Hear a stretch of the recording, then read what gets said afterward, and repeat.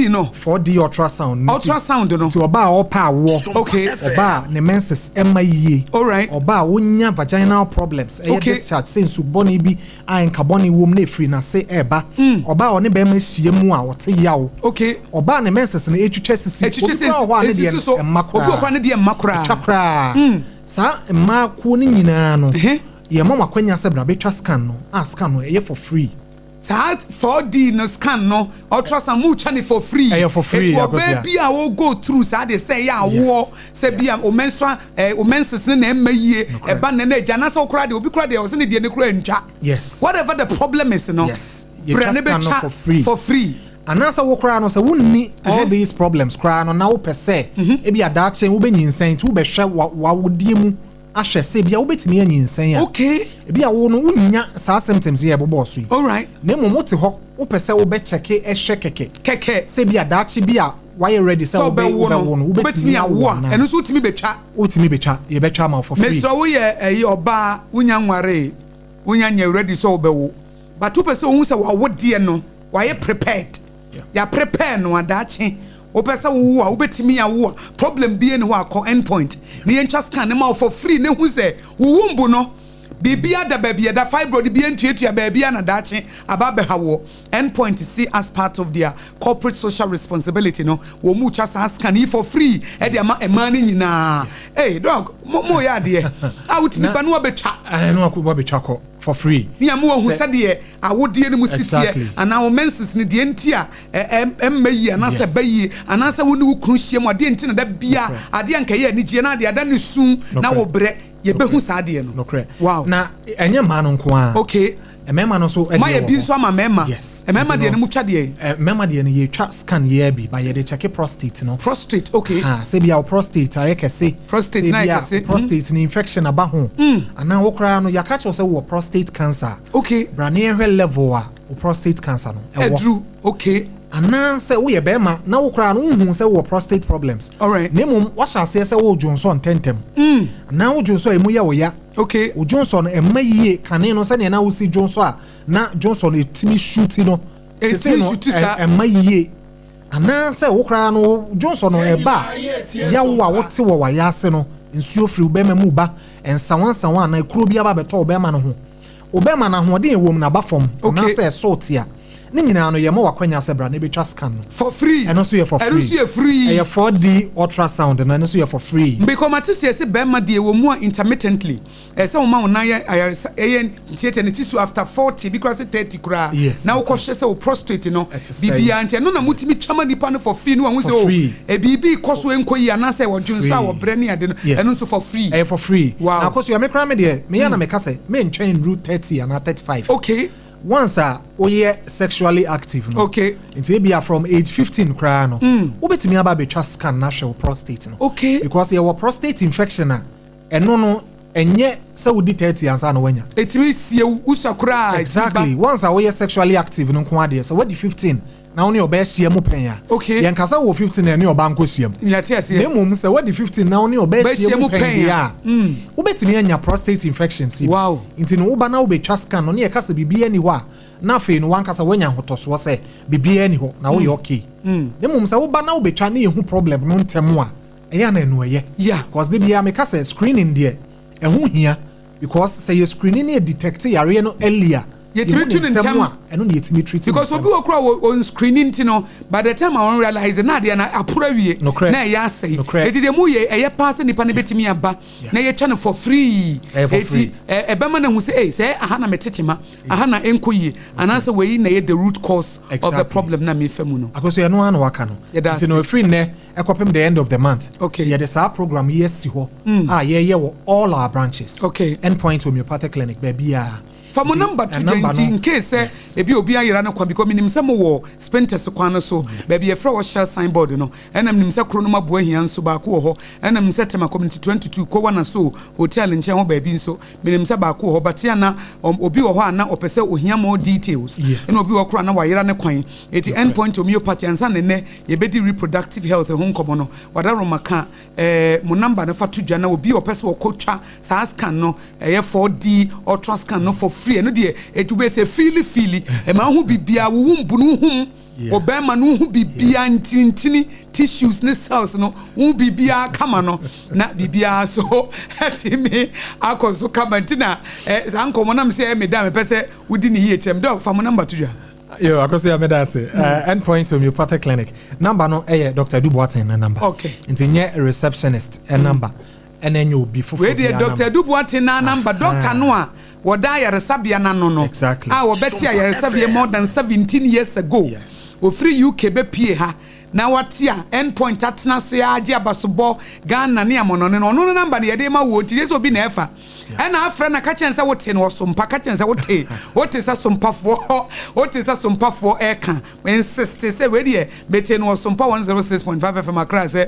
musi say nti me achofa Dr. Kwatin fa Dr. Boaten number to yo me ba cho number no 0244 all right 867068 0244 867068 Bajo Yenzango bi 0244 86 70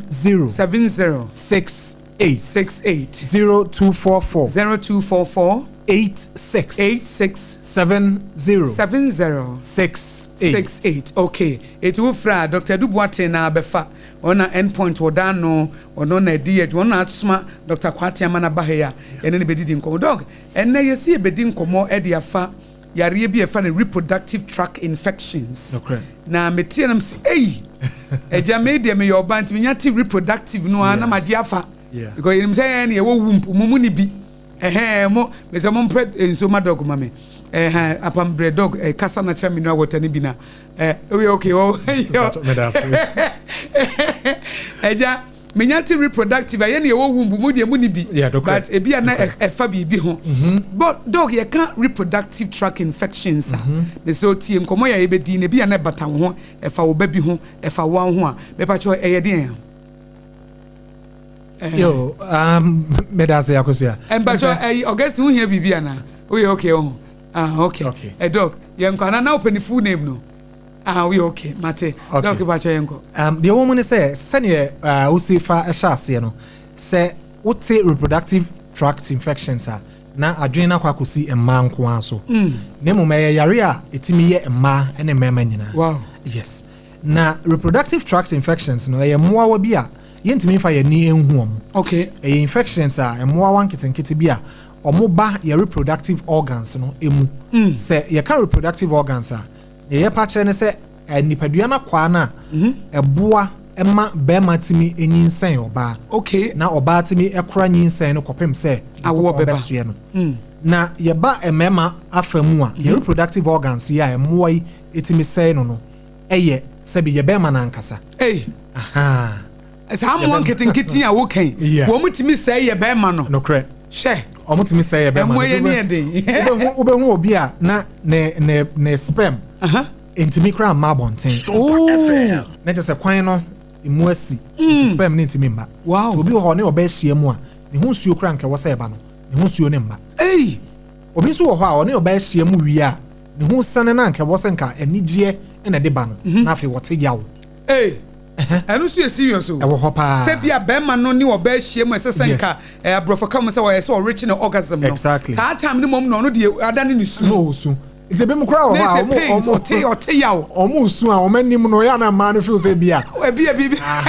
me den nko ana na ya sa but o yare o te ya wan kasa o feel ya to the extent say bi mo crowd ho mo hunsuo ne ba na moja e kra efra serious wow yare a very very serious condition now apart from your bear man it me affect your ntoshe no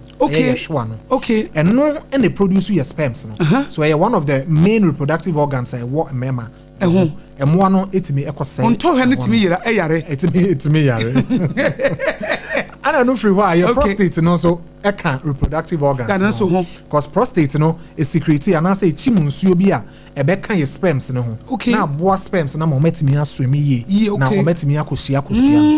it is a moy etimi say prostate na it is a prostate no onu na nsuo no free mu na e ba na abegu sperm na ma emo na timi atu like almost swim more na say do time obi a person ko hye wumbu no mu a sa ahode no omode koye sa prostate na yes adwuma no sa pepepe wow any organ be a friend say seminal vesicle okay sa niema mienu no seminal vesicle no omuti munsuo ni bi na prostate ne so de bi aka ho but prostate ne de ne ya na edoso okay ana eno so no ne de no contain niema bi a etimi neutralize sabi oba no acidic nature of the vagina no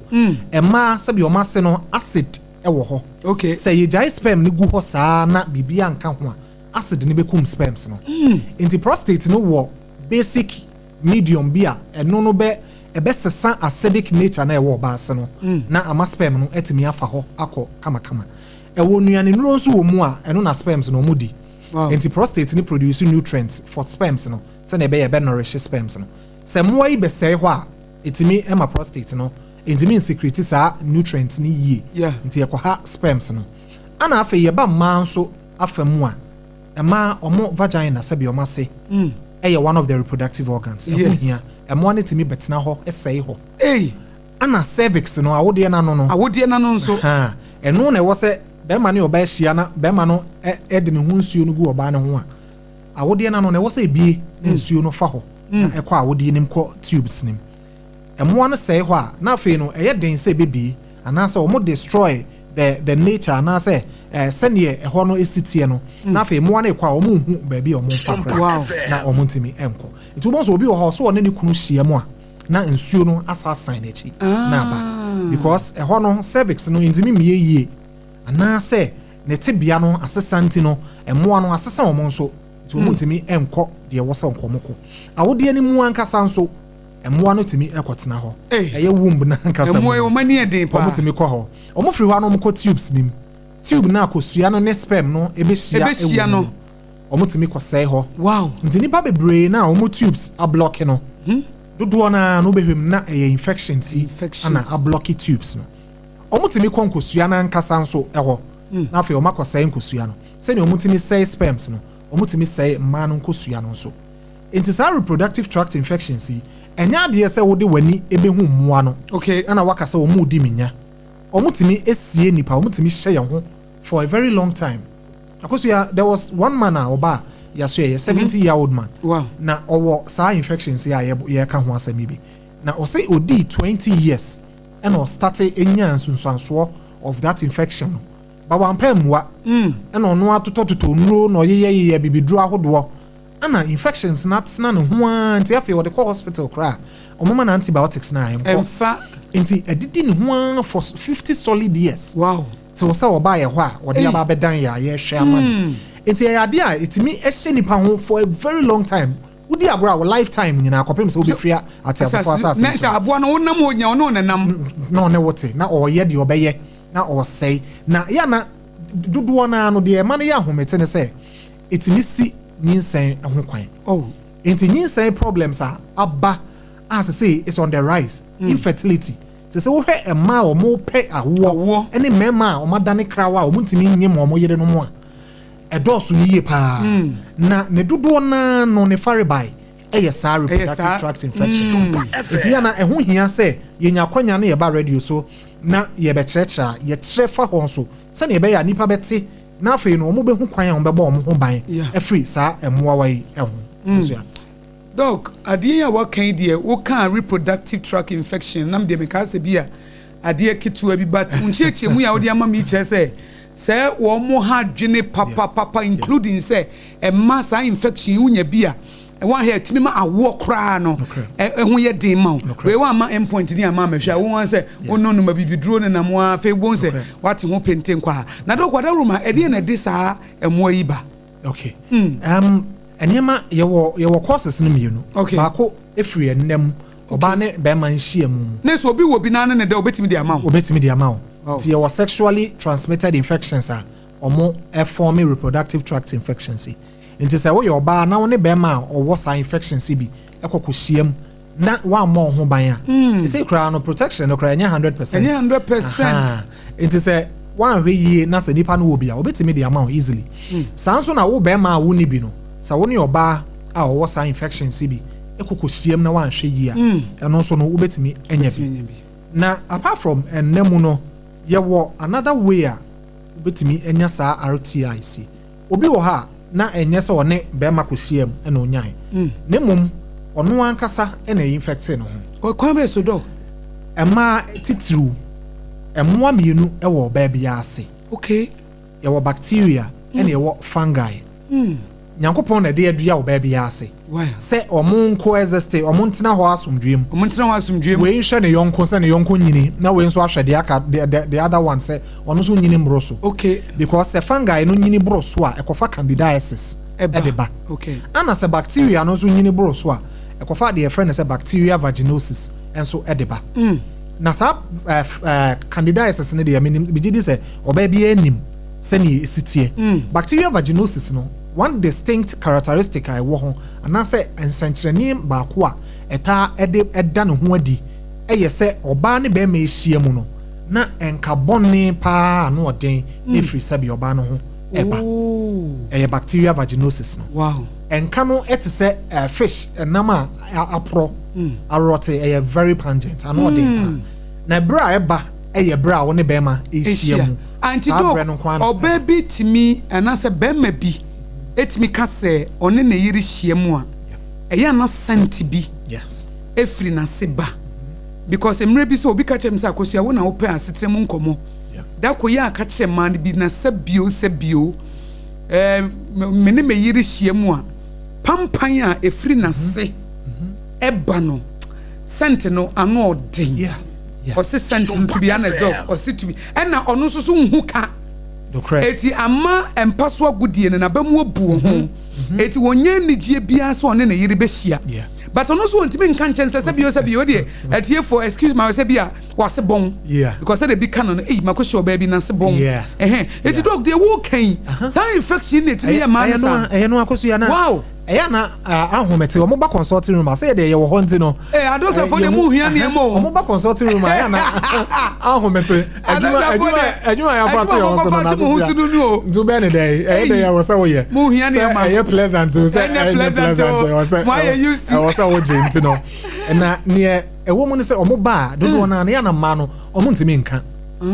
eya na omo ntimi nka enti mema no kra na bi wo ha omo pre doctor no say bia doctor say asem we ewo ho ebi wo kra wa hwe o ma wi am mo ko obo sa na be ma na sa babak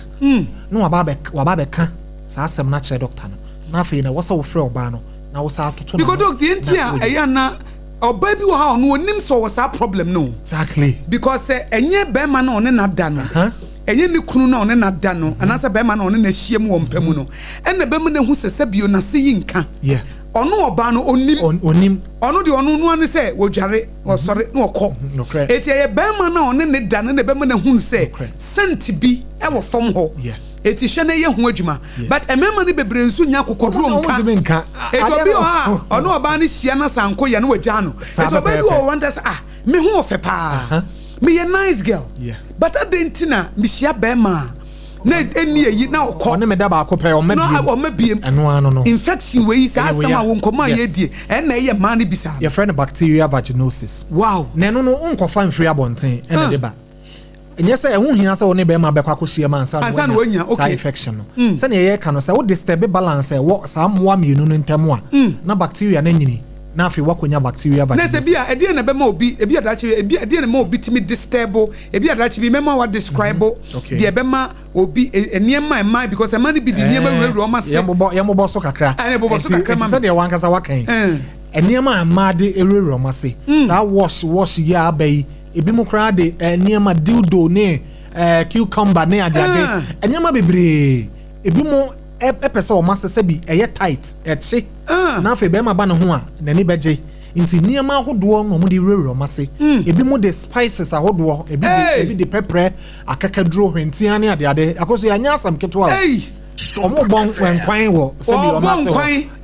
enya bro e ma ni bi bon kwan enya asam keto a e wo ma se ho tese omo ba consulting room na ubusa omo na nsam omo ka mo kana tese ni wo mu use ebi mu de antiseptic nyina antiseptic ayede egu nsuo mu de dware no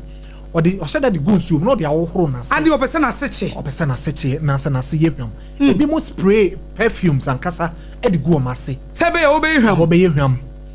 Say me nyina ye kwan a ofa so e de disturb sa balance ya ye kan. Enti wo ye ne sa na fe no ekum memmo ne bi. Na fe dia ka no bone no na omu nyini abroso. Afe antibiotics abuse. Okay. Antibiotics are ye num no bebre no.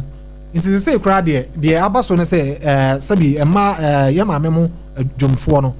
Oye adwuma no obra de oye ne say obekwa akoto abom belt. Eye antibiotic. Na wanom se eno no eye dey na ate ne bre no so se eye dey ye ntiase na wanom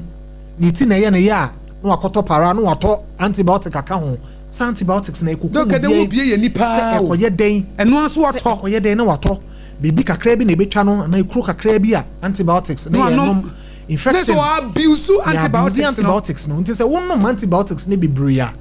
the antibiotics na ye ne se ekum bacteria na entimin select your friend say broad spectrum antibiotics eno no en select say bacteria we na mekuku no bacteria we meja no ekum bacteria biya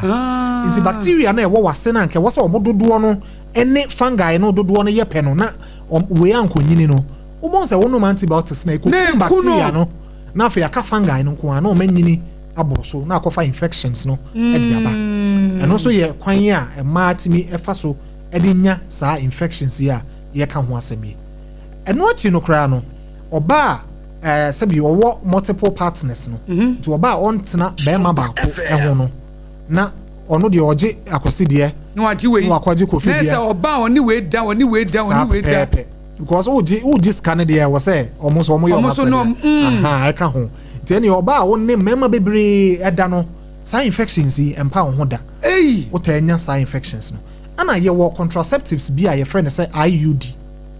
intrauterine devices eno no oba ema de shell mase se ne be ye be preventing insen normally we call hospital a ye ta eye sa de no process no ma na ye insert a eto de bi wo ha ye transfer infections ni bi e de ko awode animu na eno so akwa sa reproductive tract infections e de aba na se ye ye no kra so free ho a surgeries ahodo bi mu kra ho na abortion surgeries obi wo ha okoyi nyinsan egu nti wanko bia wanko quack doctor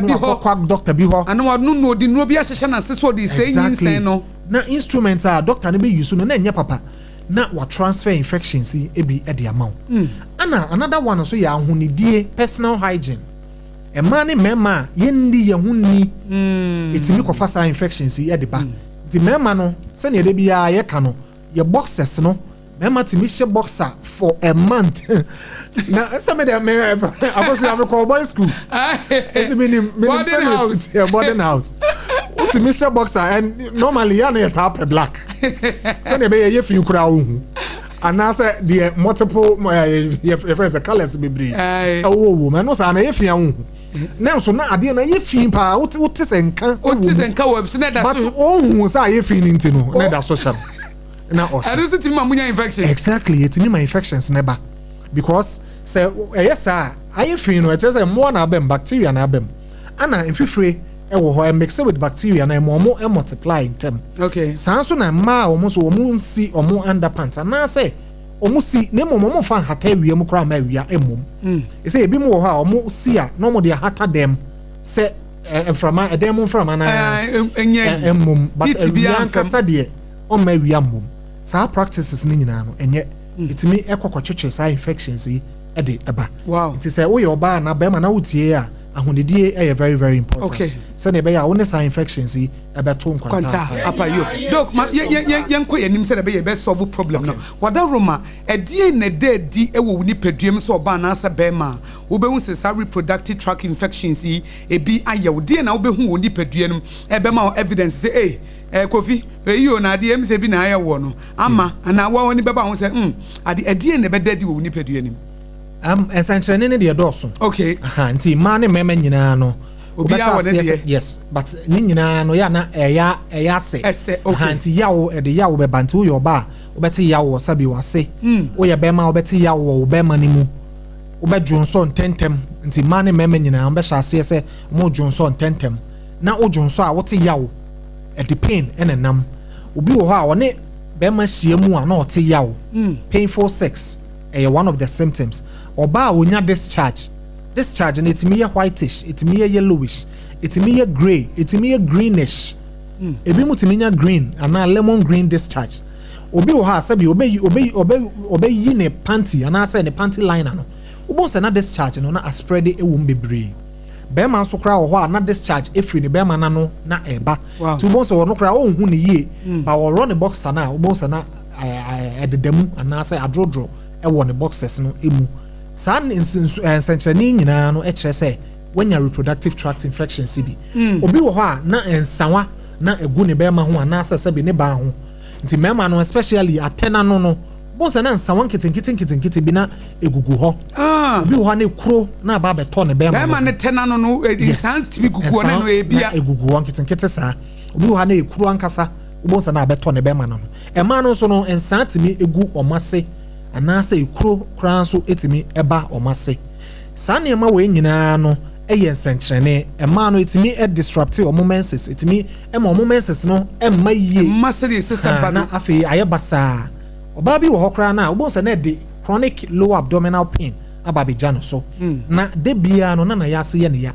whether say or menstruate o say on menstruate o say ovulate o na oti yawo e wo na se sa nsenkyerene nyina no ene dodo a yentimi emmobɔ so no se wo ye oba na be ma na wonya bia baby a wasa wode wani ekye endpoint homeopathic clinic na afi wo ba na ye hwema na yare ne yetu ase na efiri hokra because yenim say ye treat na ye treat ne yi a emo na obetena afebo obetena wo so te say papa na meka no ho asem 50 solid years na mo ye ne natena for so long unya ho sentrene unya ho complications na ema wo brace na da bia na wo yare pepe but enam say wunya dro papa ntino na mwana ne watna so ba endpoint homeopathic clinic ye mawo sa ahotoso no say edro e wo ho enye antibiotics ne ye de be mawo nemum eye homeopathic medications emwa no omu ni resistance to intino ye de mawo na eche say etu yare no ase kama na ye de yo dog we de ye brain ntima me complications any treatment any prevention in fa gusuma ye say obi ehun sa evidence ya obobo so na nipa no yenim oba endpoint a emwa wo bebre ma no say the make say endpoint de ma tumudin me say endpoint homeopathy wo mon so yare so wo mutu ase endpoint wo mon so yare so wo mutu ase wo mon hoaho no na wo mon defe no wo mutu no prekope dog e basa no a nipa no opese ne ho to no complications ne treatment ne prevention no famaye nti yaka complications na say yare ne ba ye no wampe anka ho asem ana say okra no wonim say yare ne wo ho na yare ne didi mu ana akofa complications no e de aba de edi kan infertility se ne ye kan no ebesi wa wo ho kwan nti wo ye be ma wo sperms ne be ku omo ana say be block kwan a sperms no e fa de ba wo be ma no na untimi enyinsen oba one of them oye oba nso a block you tubes no fallopian tubes no na fe na akoma nyinsen ho ayeden de amaw etimi kofa ectopic pregnancy de ba it is a block tubes na obi wo ha ne de na block completely ne mum partial blockage ti no sa no nyinsen ni betimi aba ne mum nyinsen ni free tubes ni ma beto awode anim no na akoye den to bon say anyini wo tubes nim na apai tubes no na akofa ectopic pregnancy e de aba etimi the miscarriages eba nti oba afa nyinsen na say no asafa nyinsen ni biem na say multiple miscarriages obehwem no na saa emwa we na hyase a omo cause nyinsen say ye no obi so kra wo ho a obewo no na eye preterm labor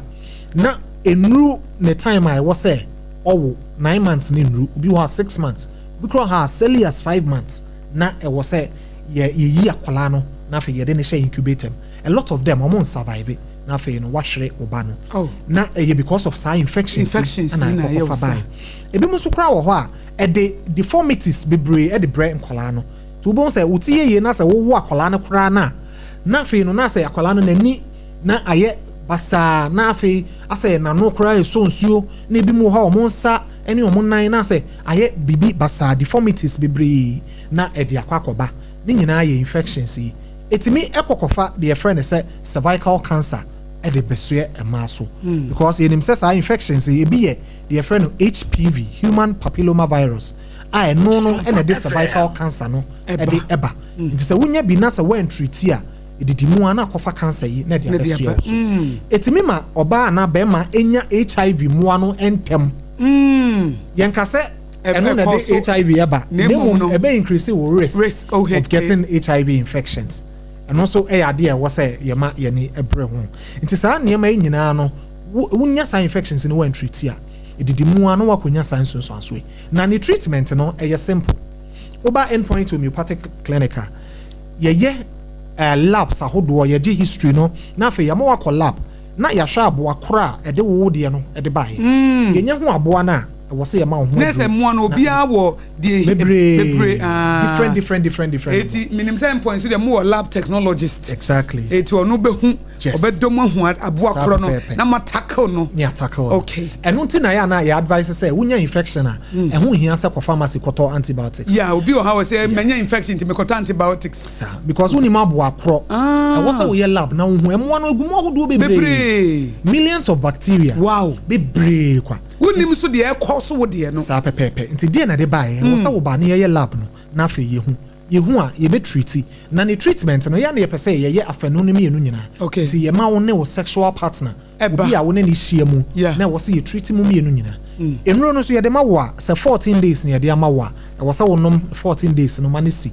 nyesa wo nom first 2-3 days wo ho beto nti no agyae emo ne nwe o makote ana o ma no abrase can point we ye pa because sometimes you know na couples ana say oba ne be ma wo mu hia wo mpamu no na won hia na infection bia ba na ebi oba ne nya infection ana say be ma ne nya infection na oba no nko na ekọ hospital be ma ne nko na ekọ se be ma ne nko na ekọ na oba no be san de ama wo exactly and I say oba no nko na ekọ hospital infection na wonya na wo ko solve ye no o partner no da so ne da ebi so the root cause ne o partner no it is a wo ko end point kura na se etuti ma wi a oba no asan ba befa it e be se mu mienu nyina mo be ko it mu kwa ne ye we ni ye we it wo num no na we so nom enti e ho no de obi wo ha ne problem ne say omu mienu ba hospital ni bom ni ka se munum nuonu na munum yansa na mo hie mu a eno ne ha no eno de adokra pa eno ne ha ne se na ada na me ba end point mama me nuro mo se munum ye mitime ne me dofo no nhia ba wutu wo yare What you do pom dey wo first. I was and pass so good na adwene 1 week no stay away 1 week. Stay away 1 week free oba ho ne be ma na say be ma bia na yere ekọ wo ya okọ ne ma me ho na be ma dribrika mo fama de ma me enum say na obey ya na say ya na say yes won kwat ti 1 month pe che say da bia no an na me yere nti mo hwari mie na de na ho nto no wo beta na dako omo ba no obesesa na yere na akola de kra ko ni omo kan say 1 month no 1 week or say 2 weeks ago so me no modi kan yi 1 week free mu dada because oba ebu ni nsa enya de abema ne hia no credit ti modi kan age 1 week no dey na mo say be je another week ba say wo yare nti ese ma waduro ma na ho to mo ntiase e ya mo ko ye ne omo kan ne ya cheche omumu because ehun hia say wo ne wo ho kan ni eba because na ye kan no ebi eye namu yare nti no wo ne ne hia mu no nko ade obetimi anya bi say ye treat wo nko ana wo kan ni ye treat na that means wo de ne kwa wo sa ne ne kohie ma e be sa ba okay na de mane ehun ne say mo na omo sa ba bie mu a because say oye bibi de edi yi omo free ho nti no omo sa ba bie mu a omo sesa omo ho na fe omo atena ho yie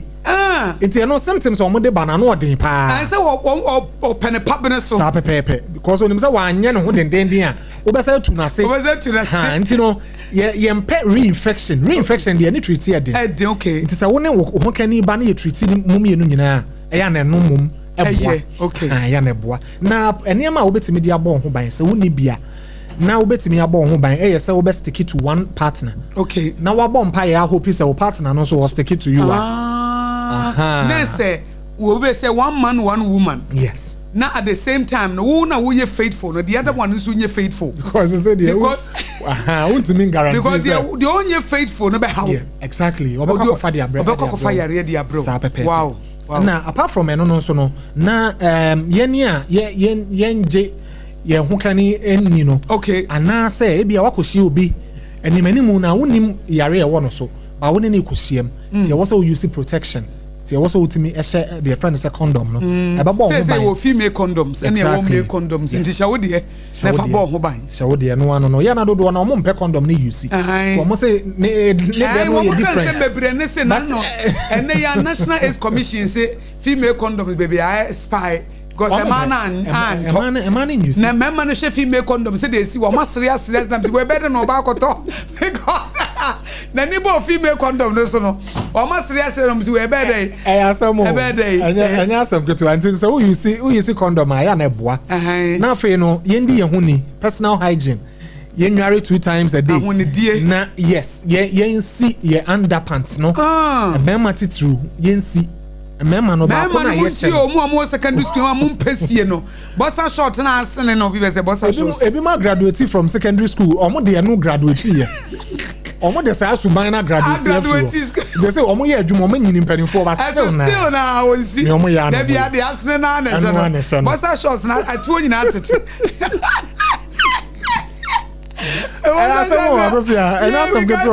Emre bi na ye dog we dey go wa na ye dey. Ayi kan kwenche bi si as a short time and nkrofo atade na dog enema pie kado ko people na ayi shegu wo mo sutre se ewro mo na dog ye wro we shirt ni ewro be ma we trouser because na wo she meme bossa shorts pa dog na say opie no wa nwene wo da wo se bibi besi anwa ko shegu ye mumra tade no mumra I feel hey bossa shorts ebi atwo atete na ansene he I feel yes na ntibu pie no tu pia wo se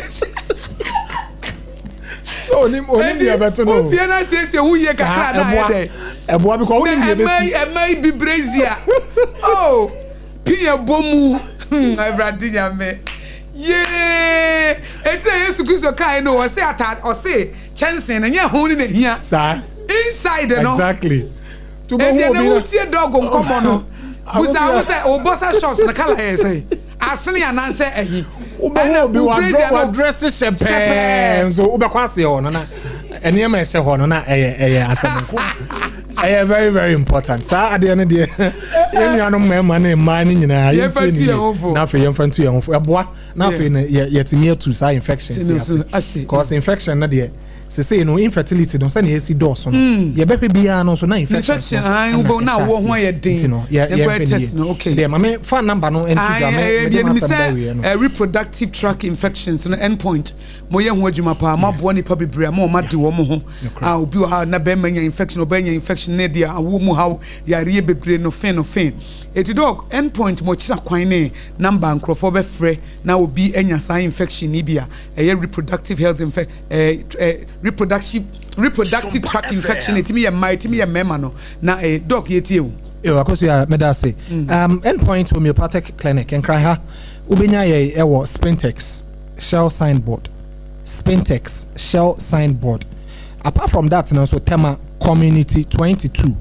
ko wana so hotel no ho no ubenya endpoint homeopathic clinic ewo ho na ukokuma senso akronoma bohia ye wo ho na number ye didi dwuma no Dr. Duboatin ne number no 0244 86 7068 0244 86 7068 okay yeah adwuma free adwoada e de kopem memeneda all right adwoada ko si fiada Monday to Friday 7 a.m. to 7 p.m. okay anopa no nso kopem anwumre no nso okay Saturday yeah adwuma free anopa no nso kopem anwumre no num okay so from 7 a.m. to 5 p.m. okay endpoint holidays be anywhere yenye adwuma kwasiera nkwa na munye adwuma kwasiera nkwa na yenye adwuma ana 25th December nkwa so ene yenye adwuma yaka ni nyina ye wo AKOSUA medase yo etiefo ye ne Dr. Kevin Kwatin wo free endpoint homeopathy clinic ena oni abetwetwe nkomodi afa reproductive tract infection megidi se ene wo biebie woni pa wo sua de pa a wo de ahonedie ebeye adwuma mema mo ha munyina me check mo bossa shorts no dog me that say na me adwa na o chi say na ye be say hia Yechia endpoint homeopathy for yo endpoint homeopathy clinic Dr. Kevin Kwati and then wababe ma yadesua wo MWHO BORHA ASEM yo bi asem edru fiada say yesua de e fa yare ho endpoint for ne boy sa kwan so na oma babe boy na oma biebie yani eti na reproductive tract infections and na obebiebie ni e de ma ya megidi se ye de ye adwuma betimi aboa ma ne nyina etimi etumpon eti ye nyina ye nhye no nsosane emfa yanam ensisi na apam ansa na ye bekọ no na megidi se tie for person mo bamba tebre nti kakra mede etufo na apam kakra mede tufo na afei ya sorry so akofise ye bre no ayebe ampese me ka ho asem no ene se ohun apam amen abrabo no life abrabo no edin naturally life by default is difficult. Okay. Abrabo nankasa no yokun ti na ne nananom ka se obra yokun eti mesrew because enema bitimi toto a wokura wonim life is full of uncertainties. Life is full of uncertainties. Enema bi wo ha wonhwe ni wani nasona ba nipa enema mienu a obetimi ayede ama ho de di kan don't complicate your life. Okay. And de toss mienu plan your life. Okay. Le jade aka manyame. Okay.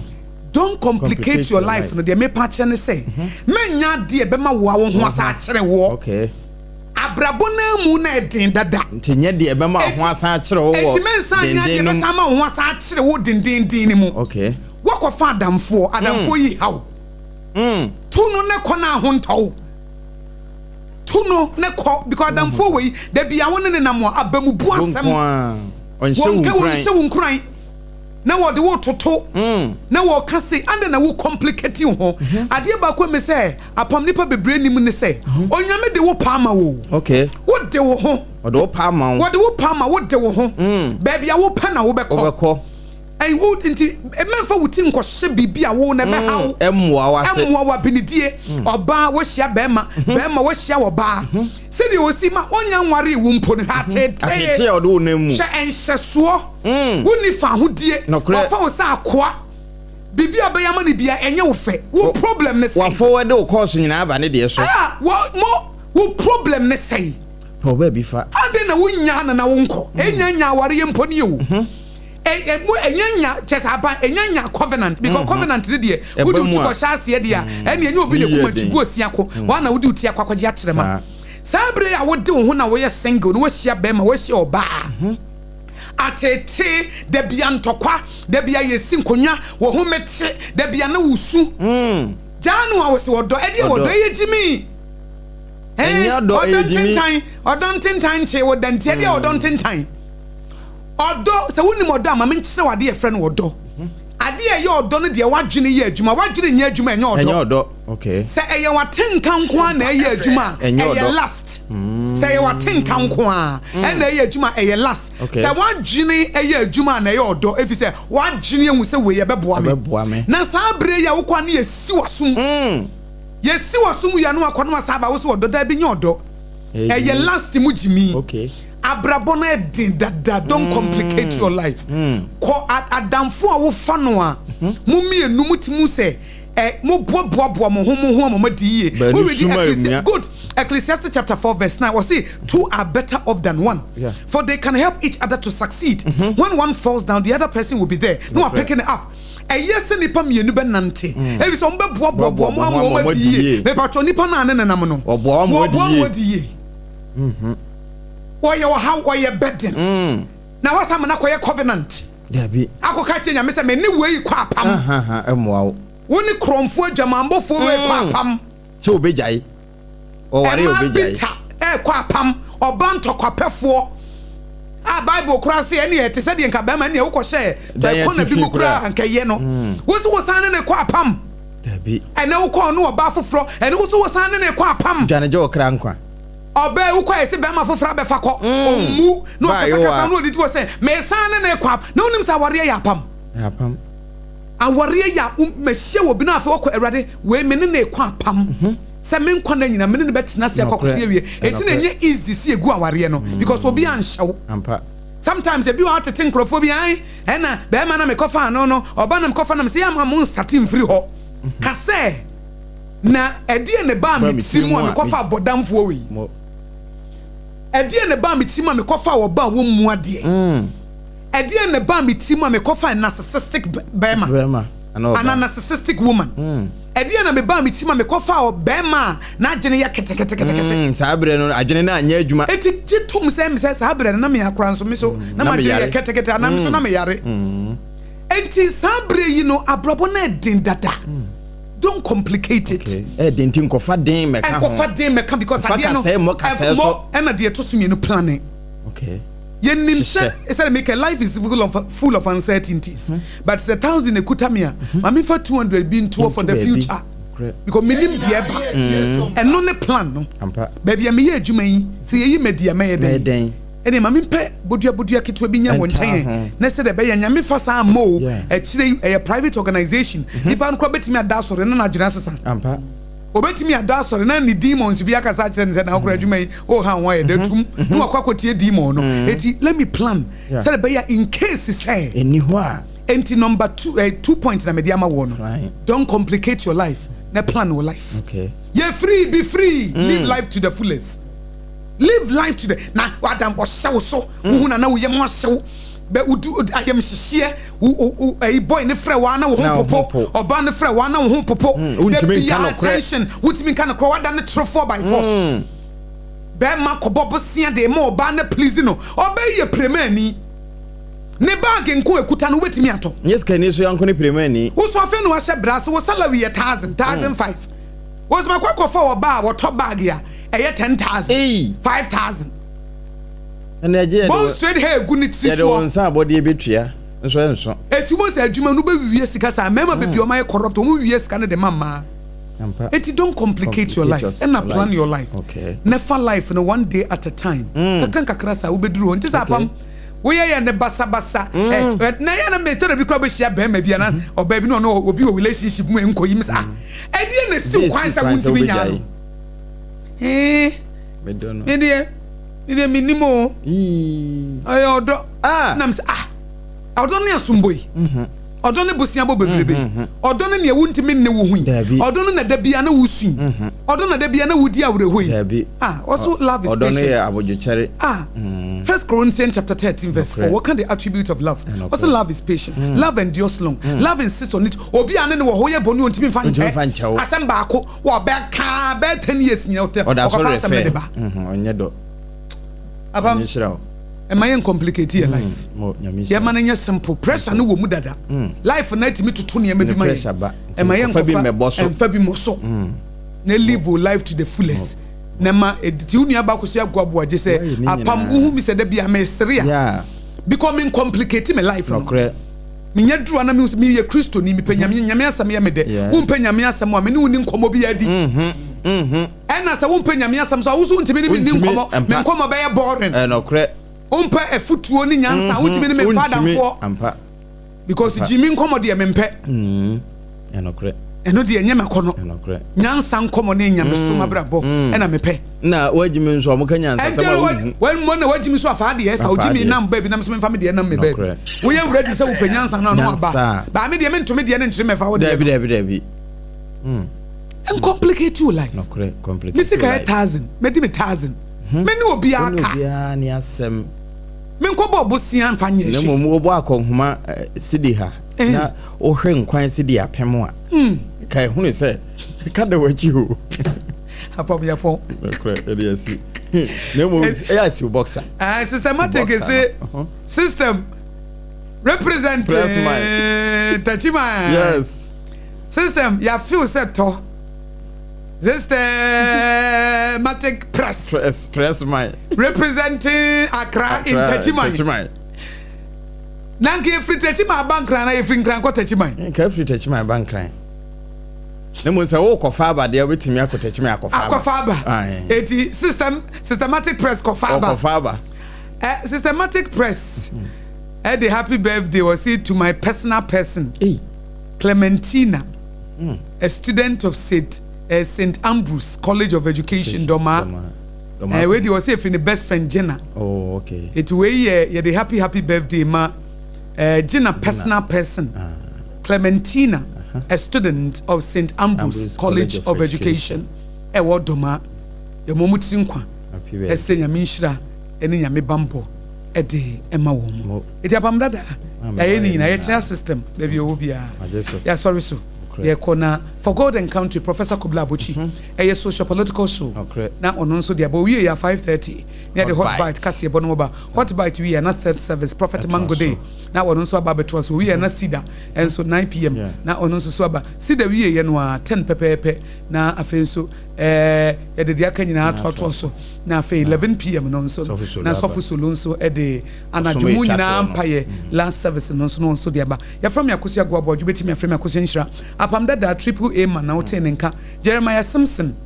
and afei nso ɔhene yere aberewatia baabi a obi akyia Augustine and social media platform no nso wɔhwɛ akyire ɛde yɛ call live yɛda mo nyinaa se kɔso tie SOMPA 106.5 FM Accra and don't complicate your life. Endpoint Homeopathy Clinic. Ghana had the obi anim sɛ yɛ prostate. Na baby omutibi yɛ screening. Ɛma wo hu ni yie etu asia. Na ɛyɛ Endpoint Homeopathy Clinic. Anase ɛyɛ kidney, ɛyɛ liver problem. Wo fa baby ɛna adwodwo. Na deɛ fa ne premature ejaculation no a bɛrima bi a wo ne wo dɔfo akɔ akɔhyia. Asa wo di ne ho agorɔ. Asa wo to ntɛ. Ɛne yɛ bra Endpoint Homeopathy Clinic. Na yɛ moa